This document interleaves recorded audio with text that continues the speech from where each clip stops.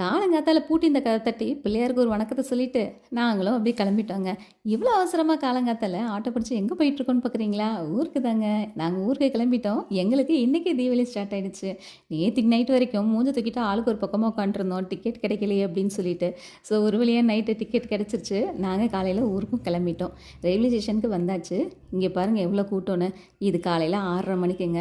அது நேரத்துக்கு இவ்வளோ கூட்டம் உட்காந்துருக்குறாங்க. தீபாவளினா சும்மாவா, எல்லாம் அவங்க ஊருக்கு போய் ஒரு ஜாலியாக என்ஜாய் பண்ணுறதுக்காக கிளம்பியாச்சு.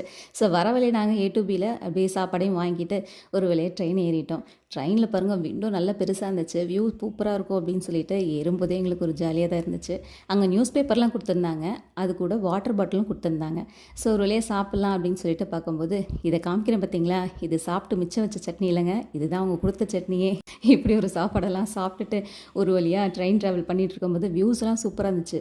இந்த கிளைமேட்டுக்கு ஏற்ற மாதிரி உள்ளுக்குள்ளேயும் பயங்கர சில்லுன்னு ஆயிடுச்சு.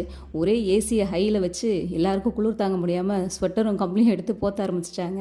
அதுக்கப்புறம் டிடிஆர்ட்ட கம்ப்ளைண்ட் பண்ணி ஏசியை குறைங்கப்பா அப்படின்னு சொல்லி குறைக்க சொல்லி ஒரு வழியாக எல்லாரும் நார்மலாகி ஒரு வழியாக வீடு வந்து சேர்ந்தாச்சு.